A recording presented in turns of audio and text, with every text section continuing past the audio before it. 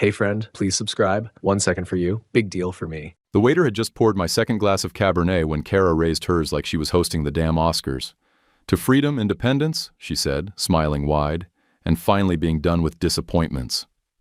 The entire table laughed, not politely, loud, mean, sharp. My smile froze. I looked around. We were sitting dead center at Chicago Cut Steakhouse, packed for a Saturday night.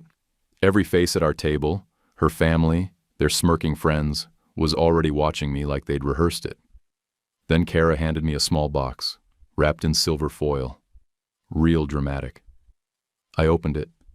Inside was a black baseball cap, clean and crisp, with bold white stitching across the front. 10 years of mediocrity. The laughter hit even harder the second time. Her dad, Victor Webster, leaned back in his chair with a smug little grin, like he'd just closed a $1 million deal.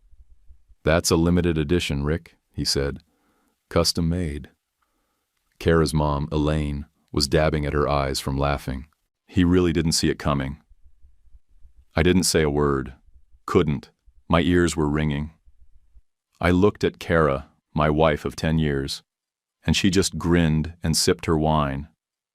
Before we go further, tell me in the comments, where are you watching from right now? Now, back to the real part. My name's Rick Donovan. I'm 39. I work in middle management at a logistics company out of Naperville. Been in Chicago my whole life. Married Kara right out of college. And for the last decade, I've tried like hell to be the husband her fancy family never thought I deserved to be. And this wasn't a prank. This was a hit job. I stared down at the hat in my hands, still not fully processing. All around me, crystal glasses clinked, servers moved past, and dozens of strangers witnessed what had just happened. Public humiliation, dressed up as a dinner celebration. Kara leaned in close, brushing my shoulder with hers. "Come on, Rick," she said, voice syrupy sweet. "It's just a joke. Don't be so sensitive." Her words didn't land right. Not after 18 months of cold shoulders, quiet dinners, and fake smiles. Victor raised his glass again. "To being free, single, and searching," he said. Another round of laughter. My hands gripped the edge of the table. My stomach twisted hard. This wasn't just her being cruel. This was coordinated, planned. I wasn't a guest at my anniversary dinner. I was the main event, the joke, the punchline, and they'd all shown up to laugh. The waiter returned to clear plates. I stood up without a word, hat still in hand, and walked straight past him. I didn't look back. I walked out of that steakhouse holding the hat like it was a dead animal. The cold night air didn't help. I couldn't breathe right. My chest felt like it was trying to collapse in on itself. I got in my car, shut the door, and just sat there, engine off, head against the steering wheel. I must have looked insane to the valet. But the part that killed me wasn't the hat or the laughter. It was that I wasn't even surprised. Kara had been slipping away for over a year, and I'd been too damn loyal, or too damn blind, to admit it. It started small. 18 months back, maybe more. She stopped kissing me goodbye in the mornings, stopped reaching for my hand in the car, the little stuff. One week she was all about planning a beach trip for our anniversary. The next she was too busy with quarterlies. "Before we start, how's your day going and where are you joining from?" I remember asking her once, straight up, what was going on. She said, "Nothing, Rick. I'm just tired. Work's been brutal." And I believed her. That was the sick part. I believed everything. She started getting packages from luxury brands I'd never even heard of. A bag that cost more than our mortgage. Jewelry with no tags. "Bonuses," she said. "A thank you from clients." When I pushed, she'd roll her eyes and walk away like I was boring her. We used to have a thing every Sunday morning. I'd make pancakes. She'd put on that dumb, fuzzy robe with coffee stains down the front. We'd sit on the porch and just talk. Gone. Replaced with yoga retreats, wellness weekends, and spiritual resets. Sometimes it was her sister. Other times, the girls. I stopped keeping track after the 5th time she left without saying goodbye. I told myself she needed space. Everyone needs a break, right? One time, I found a receipt from a spa up in Lake Geneva. Swedish massage, facial, the works. That same weekend, she swore she was at some women's leadership conference in Milwaukee. I held it in my hand for a full minute, turning it over like it had answers. Then I tossed it in the trash. Told myself she deserved a little self-care. Now I know better. That wasn't stress relief. That was cover. 6 weeks before the steakhouse ambush, I tried to fix things. I told her we needed a weekend together. Just us. No friends, no phones, no excuses. No. She looked up from her laptop and gave me a smile I hadn't seen in months. "Don't worry," she said. "I'll plan something unforgettable." And I believed her. Like an idiot. I can still picture her standing there in our kitchen, that snake of a smile curling up her cheek. I thought it was hope. Connection. But now I see it clear. It wasn't warmth. It was anticipation. I got home that night, tossed the hat on the counter, and opened a beer with shaking hands. Sat in the dark, staring at nothing, while that one word kept looping in my head. Unforgettable. Yeah. She kept that promise. I didn't sleep. I just sat there all night, in the dead quiet of that house, replaying every lie I'd ignored. And for the first time in our 10 years together, I didn't feel confused or heartbroken. I felt like a fool. The next morning, I did laundry. Yeah, laundry. After everything, it felt stupid to do something normal, but I needed the noise. The buzz of the dryer, the click of the door, something to fill the silence that had been sitting on my chest all night like a damn cinder block. I grabbed a handful of Kara's leggings and hoodies from the dryer, and something crinkled. At first I thought it was trash. I almost tossed it straight into the bin, but habit kicked in. I unfolded it. A receipt, crumpled, damp at the edges, but still readable. Custom embroidery, black ball cap, white text, 10 years of mediocrity. Date, 3 weeks ago. Time, 4:42 p.m. Shop, Windy Stitch Company, downtown Chicago. My hands started shaking. 3 weeks ago. That was the day she said she had back-to-back client meetings. She left in a fitted pantsuit and heels, kissed me on the cheek like she was doing me a favor, and said, "Don't wait up." I didn't. Now I wished I had. The floor dropped out from under me. My knees actually gave a little, like I'd been punched. I leaned on the dryer just to stay upright. That dinner wasn't spontaneous. That toast, that hat, she planned it, designed it, paid for it. I wasn't just humiliated. I was targeted. That night, Kara came home late. Again, said she was exhausted. Again, took a shower without making eye contact. Again. But this time, I didn't just sit on the couch. I waited until I heard the water running. Then I walked straight into her home office. Her tablet was open on the desk. Most times, she locked everything down. But tonight? Maybe she got lazy. Maybe she didn't care. The screen lit up as I stepped in. A text popped up. "T, the hat is hilarious. I hope someone records her face." I didn't move. Her? I stared at that one line like it was going to rearrange itself into something less awful. But no. It stayed the same. The hat. Her face. Like the joke had more layers than I'd even realized. I tapped the screen. The full conversation loaded up fast. She didn't even have it password protected.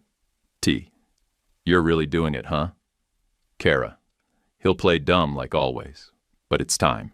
"T, your mom wants front row seats." Front row. Told her to bring tissues in case he cries. Kara, LOL. Stop. I'll lose it. T, let them all see what you've dealt with. 10 years of a beige life. Beige life? I didn't even know what the hell that meant, but it felt like getting spit on. I took out my phone, snapped screenshots, all of them, every screen, sent them to my personal email. I didn't even stop to breathe. My hands moved like they were on autopilot. Then I put the tablet back, screen down, and walked out like nothing happened. The shower turned off a few seconds later. I sat on the couch, eyes on the muted TV. Kara came out in a towel, brushing her hair like she hadn't just torn my guts out with typed-out emojis and fake sympathy. "Everything okay?" she asked. "Yeah," I said. "Just tired." She didn't press. She never did. And for the first time since this whole thing started, I didn't feel hurt. I didn't feel confused or betrayed or desperate. I felt pissed. The kind of pissed that sharpens you. I replayed her message. "It's time." She was done hiding it. This was war, dressed up as wine toasts and fake smiles. Fine. I'd spent 10 years trying to be the steady one, the patient one, the guy who doesn't raise his voice or slam the door. Screw that. She wanted a show. She just gave me the first clue to burn the whole thing down. And I was ready to light the match. I didn't go home the next night. I ended up at Millie's, a small dive bar I'd been going to since college. Cheap beer, sticky floors, low ceilings. The kind of place you go when you want to be left alone, unless you know the bartender. Corey slid a cold bottle across the bar without asking. "Rough week?" I didn't answer right away. I stared at the label, peeled a corner loose with my thumb, then finally muttered, "My wife set me up in front of her whole family." 10-year anniversary dinner turned out to be a roast, literally. She gave me a custom hat that said, 10 years of mediocrity. Corey blinked. "What the hell?" "Yeah," I said. "Turns out she's been planning it, found the receipt, then caught texts from some guy named T. They laughed about it, like it was a performance." He leaned forward. "You think she's cheating?"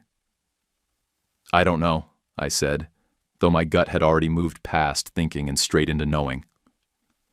But something's wrong. Real wrong. Before Corey could respond, a voice behind me cut in. "You said Webster? From Webster Investments?" I turned. A waitress I didn't recognize. Blonde ponytail, black apron, maybe mid-20s, was holding a tray of empty glasses. She looked nervous, but curious. "Yeah," I said. "Why?" She hesitated. I think I've served your wife before." My chest tightened. "Where?" "At the Grove," she said. "Upscale spot in Lincoln Park. I pick up brunch shifts there sometimes." I felt the words lodge in my throat. Kara's wellness retreats. That was her excuse. That was always her excuse. The waitress, Jules, her name tag said, glanced at Corey, then back at me. "She comes in almost every Sunday. Always with the same people. Older couple, mid-60s, classy, and a tall blonde guy. Clean cut, real polished, like country club energy." "That's her parents," I muttered. "And the guy?" Jules shrugged. "Dunno. He sits right next to her every time. They order a bottle of champagne before the food even hits the table. He pulls out her chair. I just assumed..." She trailed off. I was already gripping the edge of the bar. "Assumed what?" She swallowed. "I assumed they were a couple. I mean, they don't act married. But the way he looks at her? It's not casual." I didn't say anything. My vision blurred for half a second. She continued. "I only asked about the name because one time, the woman, her mom, I guess, made a comment." "What kind of comment?" Jules glanced around the bar, then leaned in closer. She said, "Just wait till Rick sees the hat. I'll bet he cries." Then they all laughed. I stared at her, jaw locked so tight I thought my molars might crack. "You're sure she said my name?" She nodded. Clear as day. It stuck with me because I thought it was weird. Like, mean weird. Corey broke the silence. "You okay, man?" I took a long breath. "Do you remember anything else? About the guy?" Jules leaned against the bar. "He's maybe early 40s, tall, expensive taste, always in sport jackets and designer shoes. He tips like he wants to be seen tipping, you know? Same guy every time?" "Every damn Sunday. I thought they were married until the older woman called her my daughter. I thought, Weird family brunch. But now, I don't know, man. Feels dirty. Dirty didn't begin to cover it. This wasn't just Kara sneaking around. She wasn't hiding him. She was flaunting him. With her parents. My in-laws, who used to side-eye my job, my car, my entire existence, were popping champagne with my wife's side piece while I stayed home meal prepping for the week. And the hat? That wasn't just her idea. Her whole damn family was in on it. Thanks, I said to Jules. My voice came out like gravel. Really? She looked like she wanted to say more, but I stood up before she could. I tossed a 20 on the bar and nodded at Corey. I need to clear my head. You need to burn something down, he said. He wasn't wrong. I walked out into the thick Chicago air, heart thumping like it was trying to escape my chest. My hands were shaking again, but not from fear. It was rage. Pure, focused rage. She wasn't hiding the affair. She was celebrating it. And the whole damn family had front row seats. The second I got home from Millie's, I pulled up our bank accounts. Kara had never been secretive about the finances, at least not until last year. That's when she insisted we bring in a real advisor, someone with experience managing wealth. I thought it was overkill for two people with regular incomes and no kids, but I caved. Now I knew why. The main checking account looked normal. Grocery store runs, gas, her hair appointments that always somehow totaled more than my monthly gym membership. But when I clicked into our joint investment portfolio, that's when it jumped. Transfers. Not small ones. 14,000 here. 21,000 there. The amounts varied, but every single one was labeled. Transfer to brokerage. AX8. Total over 18 months. $112,480. Gone. I didn't recognize the brokerage name. It wasn't the firm we used. It wasn't even in the list of verified accounts linked to ours. That's when the pit hit my stomach again. Sharp, heavy, and growing fast. I scrolled back through our emails until I found the contact for the financial advisor, Brad Keswick. Sleek guy. Custom suits. Hair that didn't move. I called. He answered on the third ring. Brad Keswick. Hey Brad, it's Rick Donovan. Quick question for you. Just trying to wrap my head around some transfers. Sure, Rick. What's up? I kept my tone casual, like I was a clueless husband reviewing year-end stuff. There's a string of transactions from our joint account, transfers to something called AX8 brokerage. Any idea what that's tied to? He hesitated, then cleared his throat. Oh yeah, that's Kara's secondary investment account. She asked me to help her consolidate some assets into a separate portfolio for personal ventures. Personal ventures? Yeah. She mentioned a few business ideas, long-term planning. You know? I nodded slowly even though he couldn't see me. Right, yeah, makes sense. Is there a problem? Nope, I lied. Just curious. Appreciate it. We hung up. I stared at my laptop like it might melt. She didn't just humiliate me. She was bleeding us dry behind my back, bit by bit. All for personal ventures. I opened a spreadsheet and started logging everything. Every transfer, every date, every label. My hands were moving faster than my brain could keep up. I didn't sleep again that night. First thing the next morning, I called a lawyer. Naomi Harris came recommended by one of the only co-workers I trusted. Her office was in a quiet strip of downtown Naperville, tucked between a yoga studio and a dental office. She shook my hand firm. Didn't waste time. I read your intake, she said. Let me guess. Your wife's setting the stage to walk out, and you're supposed to be left confused and broke. I blinked. Yeah. She's already consulted someone. Probably more than once. The asset shifting, the emotional distance, the public embarrassment. That's classic prep work for a clean exit. I slid over the spreadsheet. This is what I found so far. Naomi scanned it, nodding. She's smart.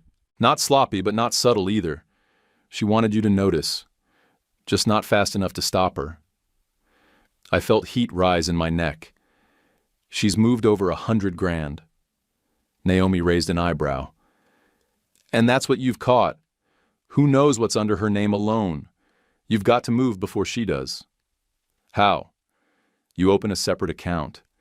Now you move 50% of everything still in the joint accounts. Legally, you're entitled. Secure it. Then you start gathering your valuables, personal files, whatever matters to you. Quietly. Do not tell her. Do not hint. I nodded. Storage unit? Smart. Cheap, nearby. In your name only. Keep receipts. Got it. She leaned back. Rick, she wants you stunned and stumbling. I want you prepared. She's already playing chess. You've been playing checkers. I left her office and went straight to the bank, opened a new personal account and transferred my half. Clean, traceable, legal. Then I hit up a U-Haul center 2 towns over and rented a 5x10 storage unit under my name. That afternoon, while Kara was still at work, I started packing. My old photo albums. The wristwatch my dad gave me when I graduated. Spare keys, tax returns. The little stuff she'd never notice missing. I didn't take everything. Not yet. But I was done being the guy caught flat-footed. The game had started. She just didn't know I was on the board now. I was boxing up a stack of old tax records in the attic when I found the bin marked Webster Family Misc. It wasn't mine, but after 3 nights of digging through our house and separating what was hers from what was mine, I opened it anyway. I had no plan. I just needed noise in my head that wasn't her voice. Inside were dusty photo albums, some half-done scrapbooks, and a stack of loose Polaroids, all of them smiling. Matching sweaters, tacky vacations, posed holiday shots from the 90s and early 2000s. Victor and Elaine front and center in every one, arms locked tight around Kara like she was the golden ticket. But that's not what caught my eye. It was the guy standing next to her in every single photo. Same posture, same side of her. Close. Not smiling like the rest of them, but there, always there. Taller than Victor. Sharp jawline. Dark blonde hair that looked familiar, even though I couldn't place it. The last photo was a 4th of July cookout. Kara in a blue sundress. That guy flipping burgers in the background while Elaine scowled at the grill smoke. I flipped it over. Written in faded blue pen on the back. Kara plus Tyson-Lakehouse-2009. Tyson? That name had never once come up. Ever. Not at Christmas. Not during weddings, funerals, arguments. Nothing. And the last photo with him was at least 15 years old.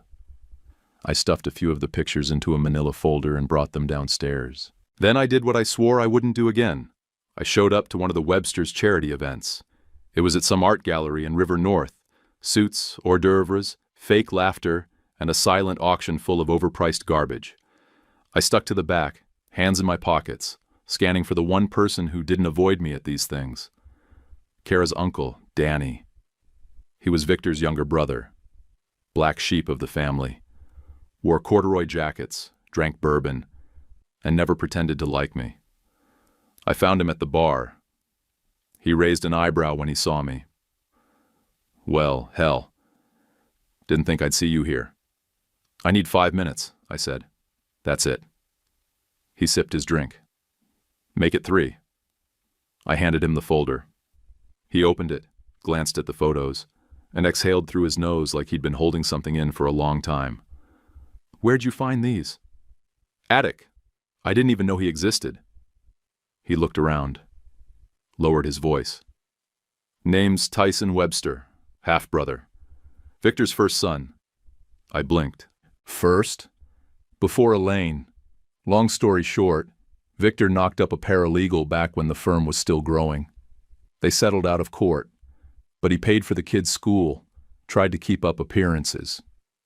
Why don't I know any of this? Because Tyson made the mistake of growing a conscience. 15 years ago, he found fraud buried in the company's books, tried to do the right thing. Victor buried him instead. I just stared at him. They cut him off. More like erased him. Told everyone he moved to Europe or some bullshit. Kara? She was told to keep her mouth shut.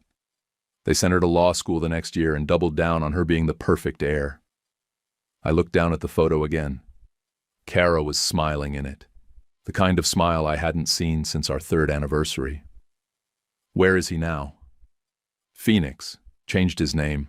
Runs a boutique firm, I think. I'll text you the last number I had, but Rick, he leaned in.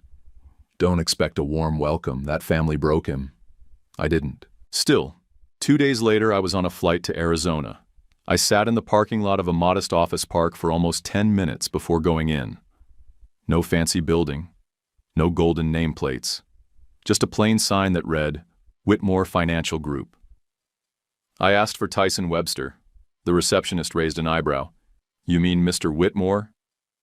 Yeah, I said. Tell him it's about Victor and Kara. 10 minutes later, a man in his mid-40s stepped into the lobby.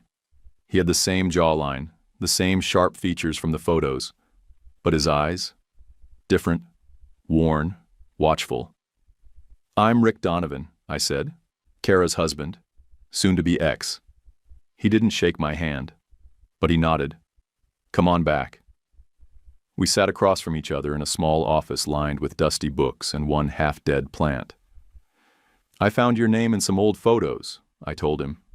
Started digging. Danny confirmed it. He didn't flinch. Let me guess. She's bleeding you dry and cheating with someone Victor approves of? Pretty much, he exhaled. History repeats. You want to tell me what the hell happened? Tyson leaned back in his chair. Victor silenced me. I brought proof of asset laundering and shady partner deals. He spun it as betrayal. Kara was 16. They painted me like a traitor. She bought the story, or pretended to. I stared at the floor. She's not just cheating. She's building something. With a guy named Trey. Money's moving. Fast. Tyson looked at me differently after that. Not pitying, calculating. You're not just dealing with a cheating wife, he said. You're up against a family built on control. They've done this before. They'll do it again. He paused. But this time, they screwed with someone who's willing to fight back. Then he stood up and extended his hand. You want to build a case? He said. Let's do it right. I shook his hand, hard. The war was on. We didn't waste time. Tyson and I sat down that same afternoon and started putting everything on the table. Photos, emails, financial transfers, texts, receipts, the spreadsheet Naomi helped me build. He skimmed it like a surgeon reading x-rays. She's sloppy, he muttered. For someone raised by Victor, I expected more discipline. Guess she got cocky, I said. She never thought I'd look twice. Tyson smirked. Good. Let's use that. Over the next few weeks, I flew out to Phoenix 3 more times. Each time we worked from his guest house, tiny space out back, but quiet and clean, with just enough room for me and a laptop. That's where I slept the 3rd trip out. I didn't go home, not even to pretend. Something had flipped in me. I didn't care if she noticed I was gone. Emotionally, I'd moved out the night she toasted to my failure. That Monday, Tyson introduced me to one of his old law school friends, a forensic accountant who worked fast and owed him favors. By Wednesday, we had official documentation of Kara's AX8 transfers. Turns out, the brokerage account was linked to a private shell company out of Delaware. Guess who filed the LLC paperwork? Trey Morgan. Same guy from the Grove brunches. Same blonde, polished snake who pulled out her chair and poured the champagne. Same guy who was now her business partner and her affair partner. Tyson said it best. Romance is the bait. Finance is the endgame. Then came the trust fund. We were going through a few estate planning documents I'd pulled from our safe when Tyson paused. Wait. This clause right here. Disbursement withheld pending cohabitation verification. That only shows up in modified generational trusts. I stared at him. In English? She's got a trust, he said. You're not listed anywhere, but someone didn't want her shacking up with someone like you unless she played by the family's rules. Meaning? She hid it, probably her whole life. I stood up, pacing. So I've been splitting bills with someone sitting on a mountain of family money. Tyson nodded. Yep, and judging by the setup, I'd bet Victor controls access. Of course he did. Later that week, I went back to the house while Kara was gone and started digging deeper. I searched drawers, closet shelves, even under the guest bed. That's when I found the burner phone, bottom of her sock drawer. No lock, no fingerprint, just carelessness and confidence. I scrolled through messages first. T. Can't stop thinking about last weekend. Kara. I still smell your cologne on my pillow. T. The suite in Scottsdale is booked again. Same place. Kara. Perfect. I'll tell Rick it's a board retreat. I felt my throat tighten. Not from sadness anymore, from disgust. Calendar logs matched with hotel receipts. Spa packages. 2 tickets for flights I never knew about. Everything funded with joint accounts. Every lie told straight to my face. I packed it all up, burner, receipts, screenshots, and sent it to Naomi. She called that night. This is gold, she said.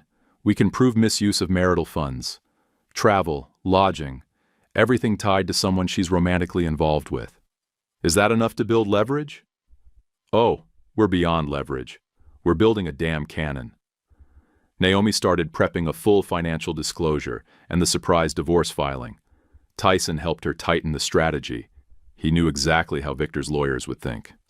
Every night, we'd sit on the patio behind his guest house with folders spread across the table, laptops open, legal pads covered in ink. At first, it was all business. Then it shifted. One night, after 3 hours of document review, Tyson leaned back and said, "You know what I underestimated about you?" I looked up. "What?" "You didn't fold. Most guys would have. But you're still standing. Barely. Still counts." We didn't talk feelings. We didn't need to, but I could tell he saw something in me. Maybe because we were both guys the Websters tried to erase. And I'll be honest, I respected the hell out of him. He'd been chewed up by the same machine, and instead of licking his wounds, he built his own kingdom out of nothing. "You regret walking away from it all?" I asked him once. He looked out at the yard, dark and quiet. "Number. But I regret not taking them down with me." He smiled. "Maybe it's not too late." That was the night I stopped feeling like I was crawling out of a grave. That was the night I started fighting back like someone who had backup, because I wasn't alone anymore. I was digging through hotel records Naomi had pulled, using the credit card statements when something caught my eye. The name Trey Morgan popped up, not as a guest Kara visited, but as the one who booked the rooms. 3 different cities, same pattern: Phoenix, Scottsdale, Miami. 2-night stays, suites, room service. Always booked in Trey's name, charged to an alternate card, one that never showed up on our joint account, but one booking did. The Miami trip from 6 months ago, it had Kara's frequent flyer number on the airline reservation. That was the weekend she told me she was in Denver at a legal tech summit. I clicked deeper. The confirmation email linked to Trey Morgan at martelpartners.com.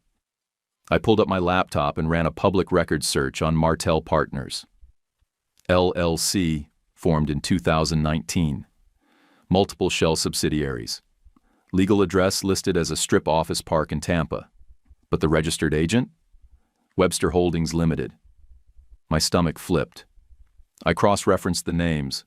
Webster Holdings had merged with Kara's family firm just 3 months ago. Quietly. No press release. Buried in a quarterly shareholder update.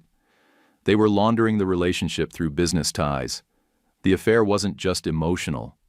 It was a goddamn merger. I didn't even realize I'd said that out loud until Tyson looked up from the stack of files. "What did you just say?" I turned the laptop toward him. "Trey Morgan. He's not just screwing my wife. He's tied to Victor's firm. And now Kara's working under the same umbrella." He scanned the documents, jaw clenched. "You know who Trey is, right? Besides a snake." Tyson tapped the screen. "Trey Morgan used to be Victor's golden boy. Protege. Fast-tracked him at the firm back in 2010. Then he got hit with an insider trading suit. Nothing stuck. Victor's lawyers buried it." I blinked. "Wait, that Trey?" Tyson nodded. He vanished for a while, rebranded, launched shell companies, re-entered the scene through private ventures. This, Martell Partners, that's just another name for the same game. So what? He seduced Kara and they cooked this up together? No, Tyson said. He seduced Victor first. Kara was part of the deal. You? He looked straight at me. Collateral damage. I sat back hard in the chair. My pulse was pounding. All this time I thought I was dealing with a bitter wife and a spineless affair. But this wasn't love. It wasn't even lust. It was consolidation. They planned to push me out, lock down assets through the trust, and keep everything in the Webster empire. Kara wasn't just cheating. She was executing a hostile takeover. Naomi called 5 minutes later, as if she felt the temperature shift through the walls. You're not going to like this, she said. A new fund just filed a partnership notice with Webster Investments. Trey Morgan's name is on it. We already know, I said. Tyson's looking at the filings now. Good. That gives us options. If we can prove overlap in assets, we hit them with marital misuse and undisclosed financial entanglements. Tyson leaned over. Tell her we don't move on it yet. I covered the phone. Why? Because, he said, if we go public now, they circle the wagons. Lawyers, spin, NDAs.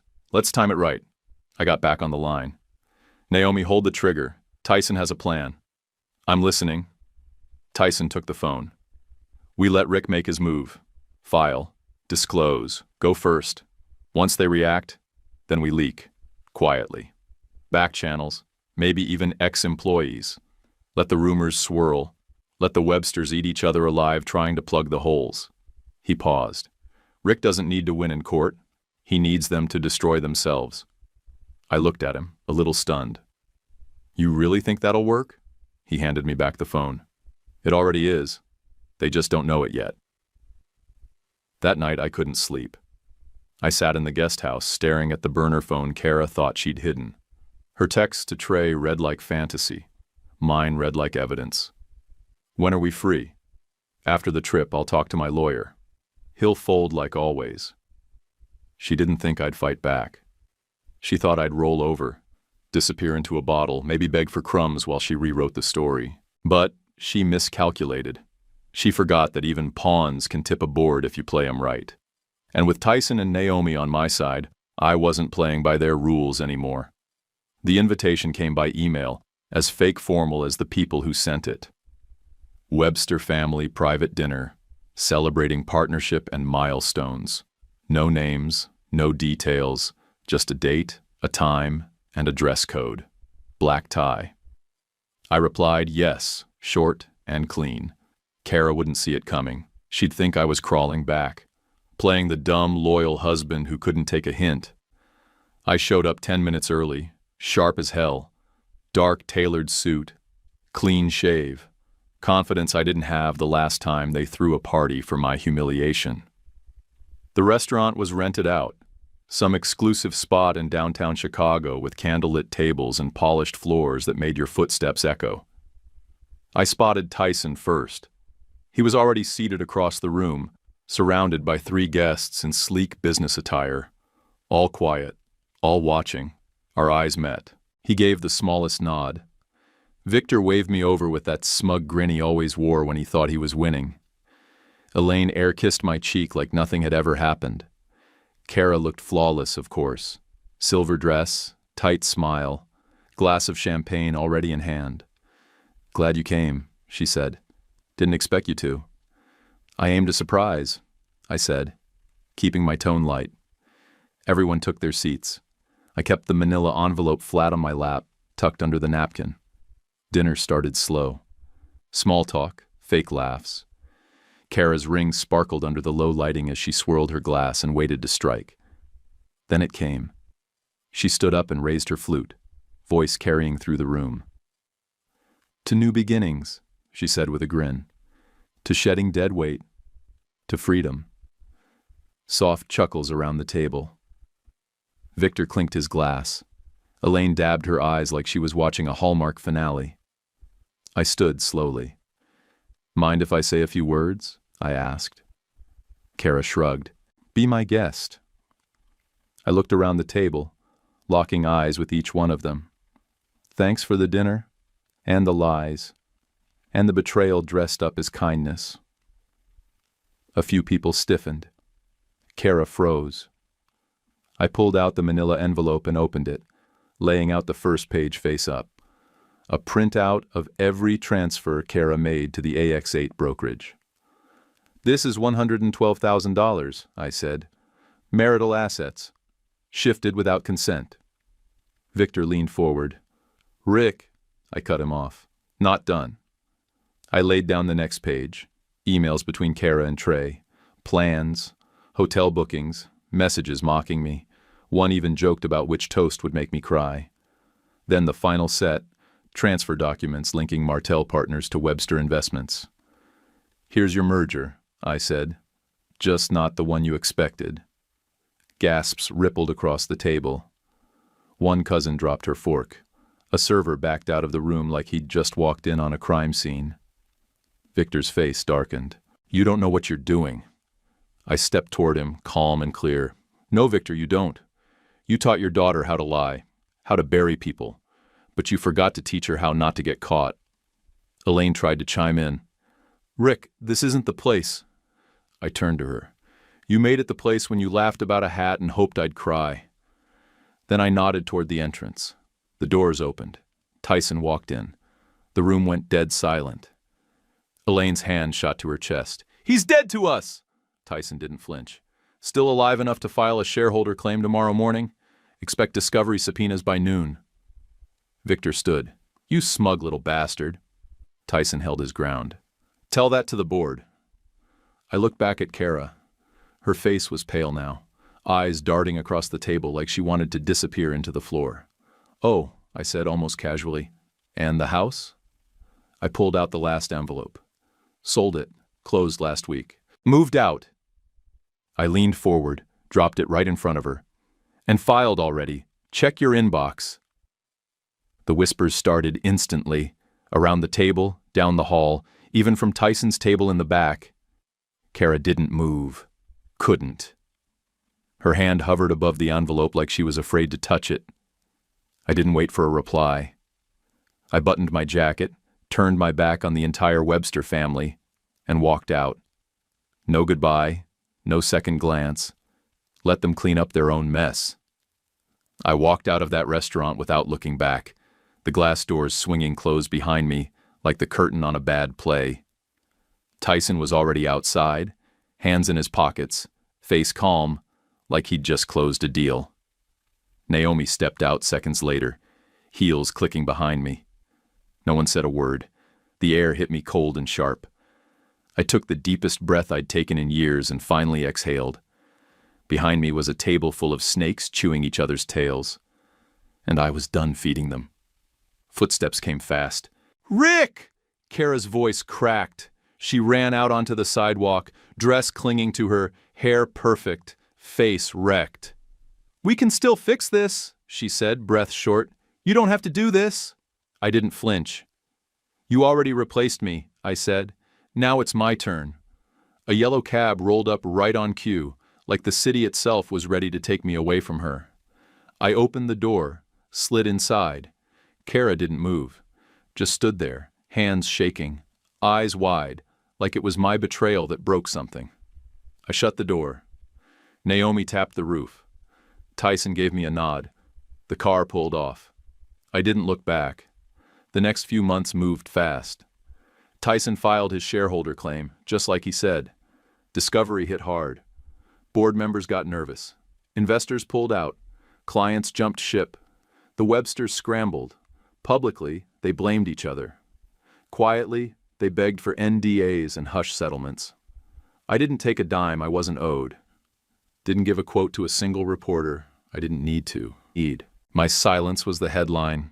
The house sold clean. My accounts were secure. And for the first time since college, I didn't owe anybody an explanation. Freedom didn't feel loud. It felt like peace. 1 year later, I signed a lease on a small office above a hardware store in Aurora. Cheap rent, no receptionist. Just me, a laptop, and a folder marked Start Here. Donovan Financial Coaching. Specializing in divorce recovery, asset protection, comebacks. I didn't advertise much. Just word of mouth. Quiet referrals from guys going through the same crap I did. One client walked in, rough around the edges, wedding ring still on, eyes hollow. He looked at me, sat down, and said, "You look like a man who's seen some shit." I smiled. "Yeah," I said, "but I walked out clean." Would you have walked out like Rick, or exposed them even harder? Drop your answer in the comments. And don't forget to like and follow for more. YouTube picked this for you. Tap it. Let's see if they guessed right.